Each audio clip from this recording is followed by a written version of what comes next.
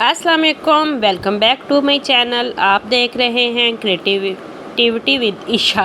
मैं क्रिएटिव बैठ जाती हूँ, क्रिएटिविटी विद ईशा, और मैं हूँ ईशा।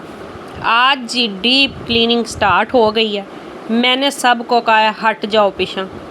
कल इत्तेफाक से बैठे अपने ही रूम में मेरी नज़र पड़ी, इतनी डस्ट जमी हुई थी, इतनी डस्ट जमी हुई थी, और अंदर फर्नीचर की दरारों में और जो बारीक बारीक जगह होती हैं ना, वहाँ पे मुझे ना अंबार नज़र आया डस्टिंग का।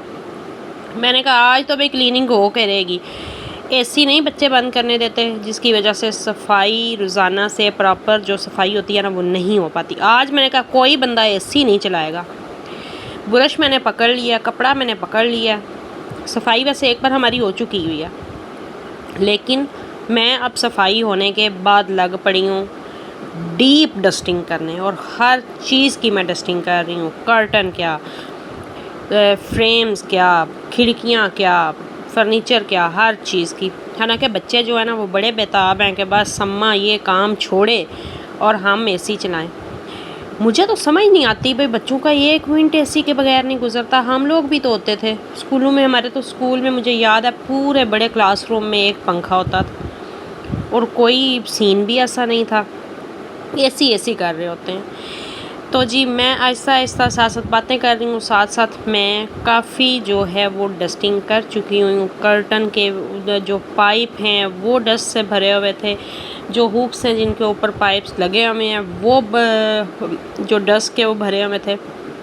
विंडो की डीप क्लीनिंग करनी थी, वो कर ली है। कर्टन वगैरह अच्छी तरह साफ़ कर ली हैं। बेड की डस्टिंग कंप्लीट होगी और अब डस्टिंग की बारी है ड्रेसिंग टेबल की। उफ अंबार, कोई क़यामत की जो है वो डस्टिंग पड़ी हुई थी, इन पे गर्द पड़ी हुई थी। सारी चीज़ें उतारी, उन्हें एक साइड पे उठा के रखा, और फिर जी मैंने डस्टिंग करनी शुरू कर दी। ये वाली जो डस्टिंग है ना, ये मेरा आज मुझे लगता है सारा दिन ले जाएगी, क्योंकि मैं पिछले 1 घंटे से लगी हुई हूँ और अभी मेरा आधा रूम हुआ है साफ़ और आधा बाकी। अब इसमें से कुछ चीज़ें जो हैं वॉश करने वाली भी हुई हैं, तो इन्हें रखती हूँ साइड पे। पहले ड्रेसिंग टेबल की अच्छे से डस्टिंग करती हूँ और फिर जो वॉश करने वाली चीज़ें हैं उनको वॉश करती हूँ। मौसम बहुत प्यारा हो रहा है, बाहर बादल बने हुए हैं और बारिश बिल्कुल बरसने वाली है। और फिर भी मेरे बच्चों को एसी कर रहे हैं, लेकिन अब इन्हें सब्र करना पड़ेगा, और मैं रूम साफ़ करूँगी तो फिर ये कोई और काम करेंगे। चीज़ों का अंबार है भाई, समझ नहीं आ रही कहाँ से शुरू करूँ कहाँ ना करूँ। खैर जी मैं चढ़ गई ऊपर। पहले मैंने क्लॉक की डस्टिंग की है और अब मैं ड्रेसिंग टेबल की ना अच्छे से डस्टिंग कर रही हूँ। फर्नीचर ये जो होता है ना ज़्यादा मीनाकारी वाला, इसका सबसे मुश्किल काम ही डस्टिंग करना होता है।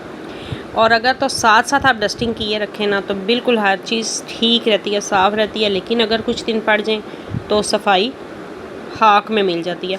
मैं बहुत दिन हो गए हैं, मैं अपनी वॉक में, अपनी एक्सरसाइज में इतनी मसरूफ़ हूँ, इतनी मगन हूँ कि मैं बहुत चीज़ें जो है भूली हुई हूँ। रूम मेरा रह जाता है, क्योंकि वो जो टाइम होता है ना रूम को देने वाला, वो मुझे लालच होता है कि मैं वॉक कर लूँ, इस टाइम मैं एक्सरसाइज कर लूँ। फिर साथ साथ बच्चों का कुछ ना कुछ बनाने को भी पड़ जाता है थोड़ी थोड़ी देर बाद। तो जो छोटे छोटे आइटम थे ना, ड्रेसिंग टेबल की डस्टिंग पूरी हो गई थी। छोटे छोटे जो आइटम थे उन्हें मैंने एक ट्रे लिया और उसके अंदर मैं सेट कर रही थी, ताकि इन्हें बखेर बखेर के रखने की बजाय ये एक ही ट्रे में हूँ। और अब लेटेस्ट तरीका भी यही है कि ज़्यादा जो चीज़ें हैं उन्हें इकट्ठा करके एक ही बास्केट, बाउल, ट्रे या प्लेट में रखा जाता है। तो मेरे पास ये एक्स्ट्रा थी। वैसे तो कभी मैं इसे यूज़ कर लेती हूँ, लेकिन मैंने इसे निकाला है, बर्तनों वाले खाने से मैंने इसे निकाला है, और मैंने कहा चलो जी चीज़ों बढ़ जाओ बीच तो बह जाओ उथे शीशे दे उत्ते। तो इनको अब मैं रखने लगी हूँ। पहले इस तरफ रखा है, इधर कोई अच्छी मुनासिब नहीं लग रही थी, फिर यहाँ से उठाया, कोई चीज़ आगे करती थी, कोई पीछे करती हूँ। आप भी देख रहे होंगे, पहले लोशन को आगे किया, फिर वो एलोवेरा जेल जो है वो गिर गई। अब जी मैं इसे उठा के दूसरे कॉर्नर पे ले आई हूँ, क्योंकि उधर बिल्कुल ये नीचे रखा था, उधर ये इतना अच्छी लुक नहीं दे रहा था। और अब मैं दूसरी तरफ इसे रख के, अब ये जिस जगह पे रखा है ना यहाँ पे ये ठीक लग रहा है। और बारिश जी हो चुकी हुई है स्टार्ट। इतनी मज़े की बारिश हो रही है बाहर, इतनी मज़े की बारिश हो रही है और इस बारिश के साथ साथ एज़ यूजुअल हमेशा की तरह मेरे बच्चों को लग चुकी हुई है भूख और वो मेरा सर फाड़ रहे हैं कि हमें कुछ खाने को दो। और मैं उठ के मैंने अपने लिए तो बनाए जी प्याज़ों वाले पकोड़े। और प्याज़ों वाले पकोड़े, उनमें आलू शालू नहीं डाले। बच्चों के लिए अब आलू कट कर रही हूँ। पहले तो कहा कि उन्हें फ्राइज़ देती हूँ, फिर थोड़ा सा बेसन मिल गया, फिर फ्राइज़ अच्छी तरह बेसन को जो है वो छाना ताकि इनमें कोई कीड़ा वगैरह ना लगा हुआ हो, क्योंकि इस मौसम में हो जाते हैं कीड़े। उनके ऊपर वही जो फ्राइज़ कट किए थे वो डाले, ऊपर जी डाला मैंने उसे उनको तड़फाने के लिए नमक और सुरख मिर्च। धनिया सूखा था, कोई नहीं, और भी कोई चीज़ नहीं थी, खाली नमक मिर्च डाला, पानी डाला, उन्हें अच्छी तरह किया जी मिक्स। और कढ़ाई पहले ही तड़फ रही थी मेरे पकौड़ों की वजह से, उनमें फ़्राइज़ डाले, वो बनाए। उसके बाद जी वो जो पापड़ी आ गई थी ना आज हमारे घर, वो भी एक नई मुसीबत पड़ गई थी। वो आई क्यों है कि जो छोटी बच्ची होती है नंद की मेरे पास, उसके लिए आई है स्पेशल पापड़ी, और वो हो रही थी फ्राई। और यकीन करें इस फ्राई पापड़ी ने इतना घी मेरे पकौड़ों ने या ये बच्चों के फ्राइज़ ने नहीं पिया जितना घी ये पापड़ी पी गई है। इस पापड़ी ने ना मेरा एक दिन का घी पूरा जो है ना, बल्कि कह लें हफ्ते का घी ये एक दिन की पापड़ी खा गई है। बस जी ये इसे और निकालना बहुत मुश्किल हुआ है, इसे बहुत मुश्किल से ये निकली है। ये जी अब मैं काम कर रही थी, डस्टिंग वगैरह रूम को आज मैं नीट क्लीन करना शुरू किया हुआ था, और बच्चे कहते हैं मामा भूख लग गई है। इधर जी फ्राइज़ बने हुए हैं बेसन वाले, ये भी बेसन वाले फ्राइज़ हैं। वो 4 समोसियाँ फ्राई हुई हैं।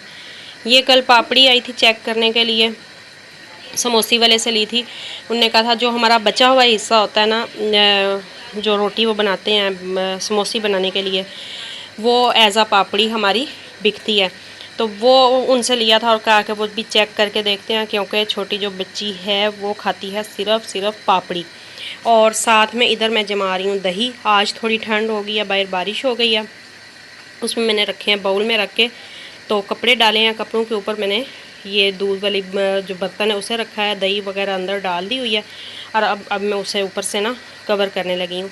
चाय बनने के लिए रख दी है, और अब चाय लेके ये सारा कुछ लेके, और ये जो लाइन बना गई है ना, ये मेरी बेटी बना गई है। इससे ज़्यादा मुश्क प्लेटें अगर घर में होती तो वो भी लाइन में लग जाती। इतनी मेरी जो यूज़ की प्लेटें हैं ना वो 10 हैं, और 10 की 10 जो है ना वो 3 टाइम धोने वाली हो जाती हैं। मेरे बच्चे बहुत ज़्यादा जो है ना वो प्लेटें गंदी करते हैं, यूज़ करते हैं।